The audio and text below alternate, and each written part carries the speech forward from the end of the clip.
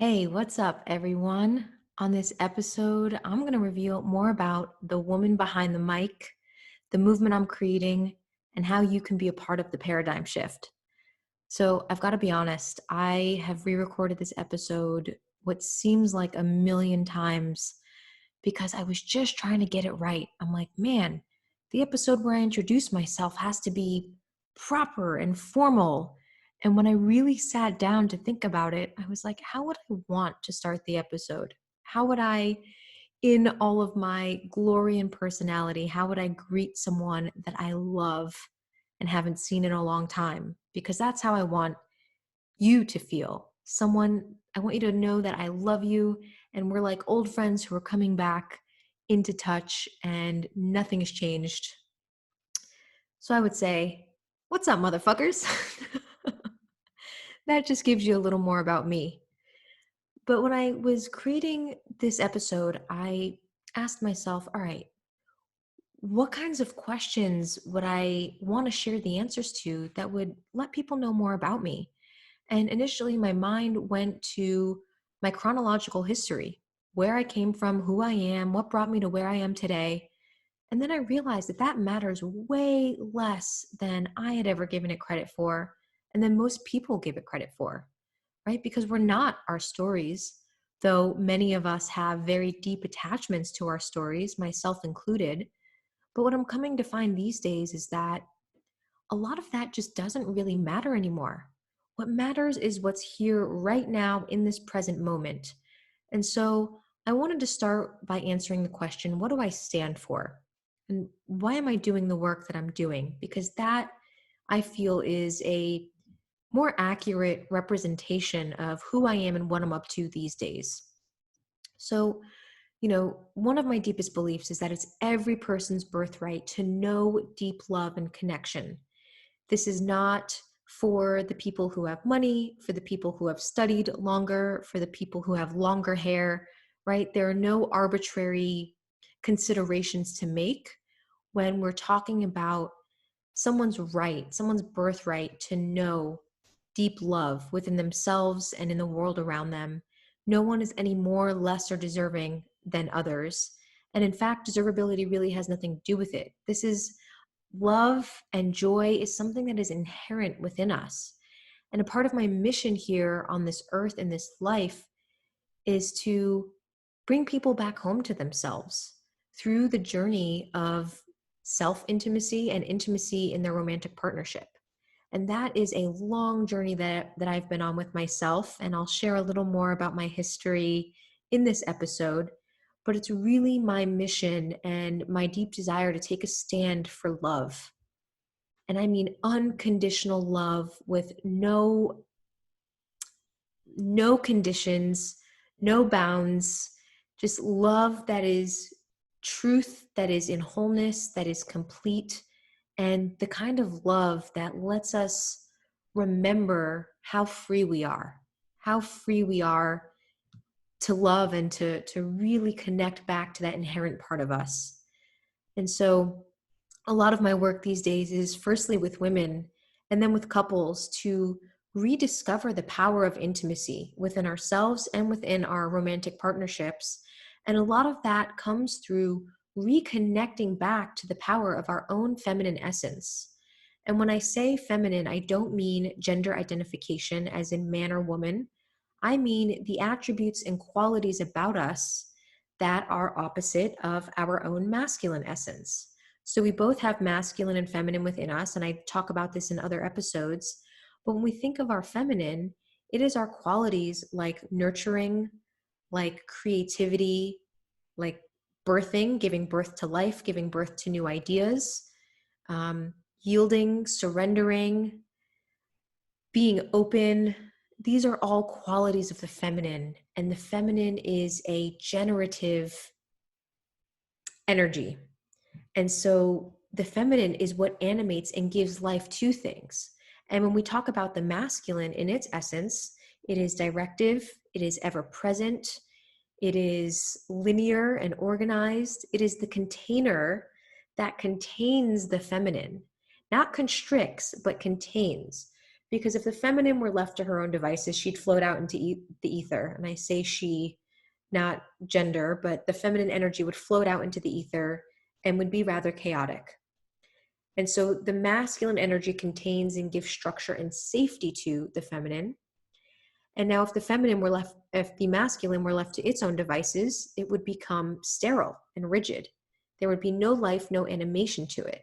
So it's the feminine that breathes life into things like human form and into just the way we animate ourselves as humans. And it is the masculine that creates the container for anything to ever happen or to get done. And so that is a little tangent to explain more about the depth of the work that I feel called to do in allowing us to reconnect to that part of ourselves. Because when we're not connected to that part of ourselves, we are sterile, we become robots and machines, we are burnt out, we're exhausted, we are concerned only with conquering money, achieving goals.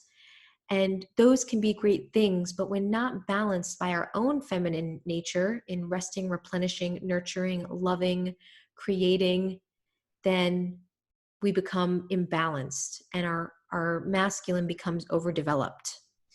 And so, now is a time for a great resurgence of the feminine energy to come back within ourselves and in the world. And it is my mission here to help women reconnect to the power of their feminine energy and to reclaim that power as something that is all seeing, all knowing, connected to the earth, all of consciousness and all beings, and in turn to then eventually support men in doing the same thing and to create balance within relationship, within romantic partnership. And so I'll give you a little bit about my journey and how my journey informed where I am today. And again, while my chronological history doesn't feel as important to me as the present moment, what I will say is that for many years, I struggled with my own sense of personal power. I had a really deep imbalance in my masculine and feminine polarity because, like most of us here in the West, I was raised to believe that doing, achieving, accomplishing were the very things to be valued, and that resting was for when we were dead or for the lazy. And this threw me massively out of whack. I found myself very often burnt out, even as a young adult. As I worked in corporate America, New York City, I would run myself into the ground to the point that I completely avoided and ignored my emotions, my emotional states, because there was no room for anything to cause deviation off the direct path of accomplishment. And what that ended up creating within me is a lot of failed relationships because I came in hot and heavy with masculine energy to my relationships with men who also had masculine energy. And when there are two like forces, they repel because, as we know, in terms of magnetism, we need opposite forces, positive and negative charge. And so when I brought my hyper masculine energy to a male with masculine energy, it would repel him. And this created a lot of tension in my relationships because I thought that in order to feel a sense of sovereignty, I needed to have control. I needed to be in control of things and know what was happening and going on. And that's just not the reality of it. The reality was that I wanted to surrender. I wanted to be gentle. I wanted to let my hair down and be feminine. And that doesn't mean weakness. That doesn't mean that I don't speak up and get my needs met. It means that I can relax into myself because I really wanted to be led by my masculine, whether that was the masculine within me in given scenarios or my masculine male partner. And so many of us women, especially ones who consider ourselves type A go-getters, who are out to do some really big shit in the world, we just haven't been taught or told or given ourselves the space to remember that it is okay. And in fact, it is so powerful to surrender, to surrender to the flow of life, to the universal forces that are working and conspiring for us. This is when synchronicity happens, when we take our foot off the gas pedal 24/7 and we allow ourselves to flow downstream instead of forcing our way upstream with all of the effort that we have. And so I found myself in previous parts of my life in a lot of burnout, in a lot of efforting, in needing to use willpower constantly, in needing to punish myself into submission just so I could get something done. And this it wasn't a joyful way to live. It was pretty shitty. And sure, I had a lot of achievements and accolades to show for it, but I was miserable inside. And I couldn't keep a relationship to save my life, or I was, in serial monogamy one after the next because I wasn't empowered and sovereign within myself to stand on my own 2 feet in my emotions, in my waves, and to hold myself in the way that I wanted to be held. And so, all that to say, I have a very deep and personal and intimate journey with learning about my own femininity, my own feminine energy, and creating balance.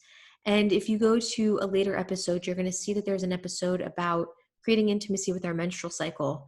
And that's a really, really powerful one to listen to if you are looking to create intimacy and reclaim the power of your feminine energy and the power of your intuition and the cycles of your body. That's been one of the biggest things, is creating a spiritual practice around my menstrual cycle that's allowed me to come fully into my true and conscious power.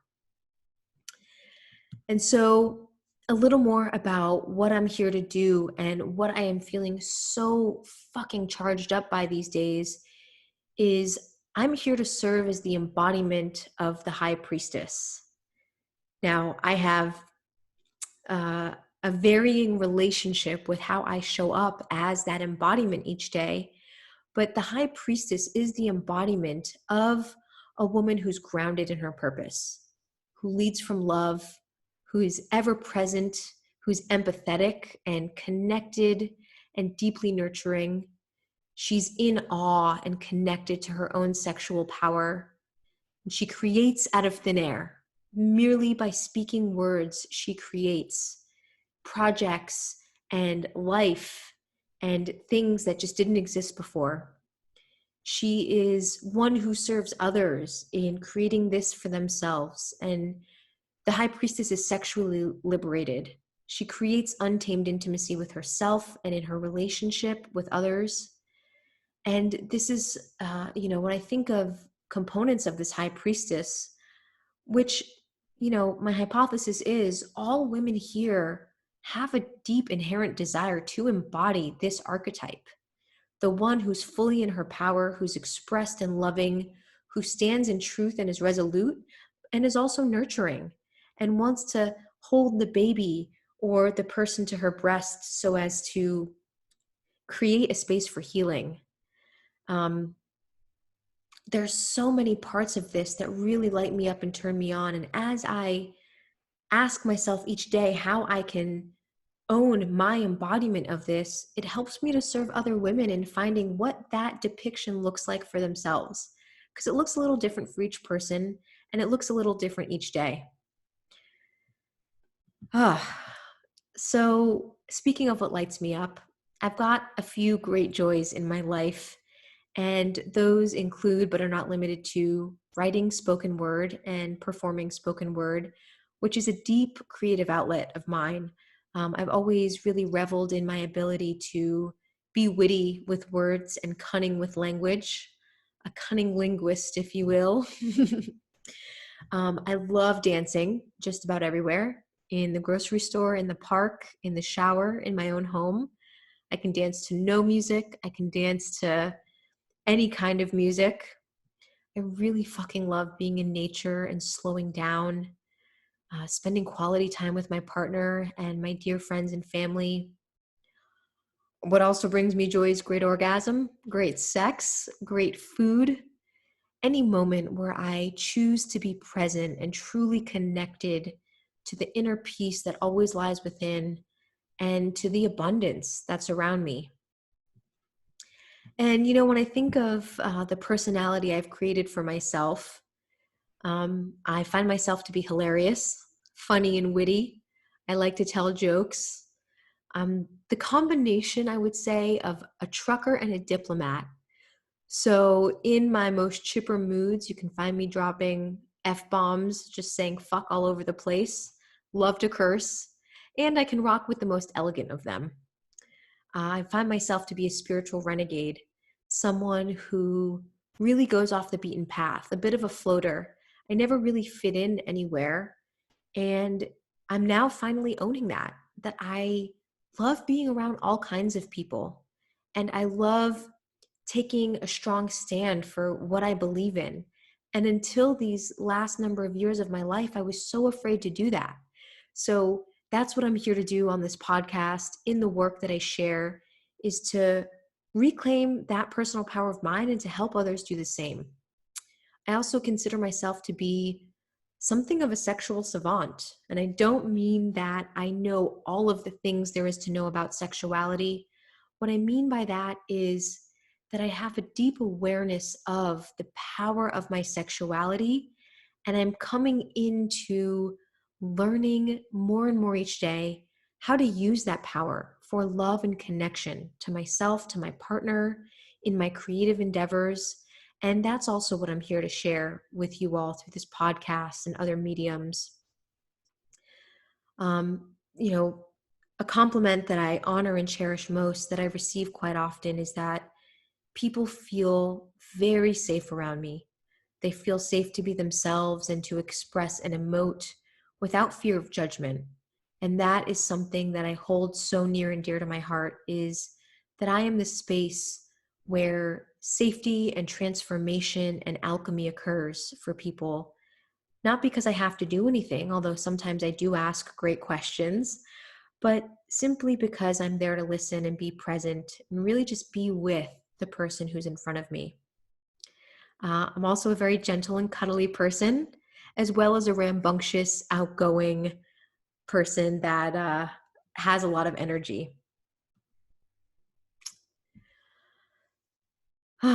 And where I know myself to be in truth beyond my personality and stories is infinitely wise. And this is what I know of every human. We are infinitely wise beings. We're all knowing when we give ourselves the chance to remember that we have a connection to everything, to all of consciousness, to all beings and everything around us. And we're children of the earth. We are quite literally walking, living beings of Mother Earth and the stars and the sky. And we're unconditionally loving. And so when I can get beyond my own stories and my own perceived limitations, this is what I know to be true of myself and to be true of you. And some of the things that keep me really connected to this truth are the practices that I hold sacred, which are daily chanting and meditation, movement of my body, whether that's strength training, yoga, dance, anything that connects me to my body. My own sex and sexual and sensual practices, whether that's sex with my partner, sex with myself, and that can be intellectual sex through writing spoken word. It can be physical sex through self-pleasure. These are all practices I hold really sacred and keep me connected to my own inner wisdom. Freaking love morning and evening showers. That is like a spiritual practice for me. I always feel refreshed after a shower. And in fact, in the shower and on the toilet is where I have some of my most profound thoughts. I love journaling, and this is something that really allows me to introspect and ask myself what's true for me that day and what I want to create. And I love going for walks. I love being in nature. I love getting the energy flowing and moving. And like I mentioned, I have a lot of quirks. And so some of them include speaking in various accents, like uh, my Jewish New Yorker. She comes out pretty often, and sometimes she'll wipe the schmutz from the corner of your mouth. And this is a huge part of my personality. It's just grand and animated, and oh my God, she just has so many things to say about everything. I drop into her quite often, and I love that part of me. I also have an Indian man. I have a British woman. I've got all sorts of accents. I make all sorts of animal sounds and quirky sounds when words just don't do the feeling of the moment justice. I love dancing all over the place. Um, and I freaking love free samples of delicious food. I mean, come on. Tell me that you haven't walked through a Costco one time and someone was giving away something really delicious, like a sample of an acai smoothie or a really good enchilada. Like, I eat that shit up. I don't care how spiritual or transcendent I could ever become. I will always love free samples of good food. And, some of the other things that light me up and turn me on outside of Costco samples are cooking and making love. I love being in connected conversation with people. I love being out in the sun and feeling the sun shine down on my skin. I fucking love laughing until I cry. I love feeling connected to myself and anything that brings me a cathartic release that lets me know I'm human, whether that's crying, yelling, orgasming, bursting out into laughter. I love it all. And, one of the last things I want to share here in this episode about the woman behind the mic are some of my biggest lessons learned. And I've learned a lot of these lessons recently. One of them is that we're all bigger than we think. We are so fucking huge. And we have kept ourselves in these boxes of limitation and story and trauma. And it's not that those things don't have a place in our human experience. It's just that who we are as spiritual beings and what we're here to do is beyond the realm of our intellectual thought. And I'm coming into contact with that truth more and more each day. And, we're so much bigger than the circumstances than we set up for ourselves or than we've had set up for us. And in order to fulfill on our true purpose, we have to take the utmost care of ourselves. It's these kinds of daily practices and rituals and things that we do to connect back to ourselves that remind us that we are bigger than we think. And we have to take care of the human container that is our body, our mind, body, soul, whether that's through nutritious food and hydration, through movement, through watching what we consume in media. That's really going to allow us to connect back to this inherent self-love that we possess, that we came into this world with, and that we'll leave with, because that's the only thing that matters. If you want to know how to truly fulfill on the purpose that you're here to materialize in this world, then it has to come with an unconditional with an unconditional dose of self-love for yourself. And as you ooze that out into the world around you, you will undoubtedly connect to what you're here to do and you'll stay connected to it. That's something that I'm learning.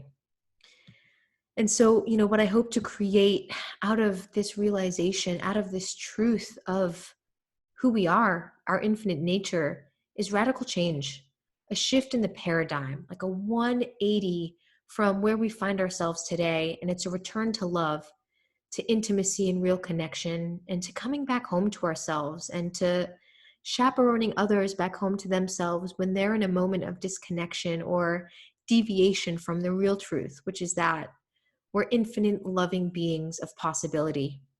And so I'm out to create this change and impact 1 million or more people on this mission.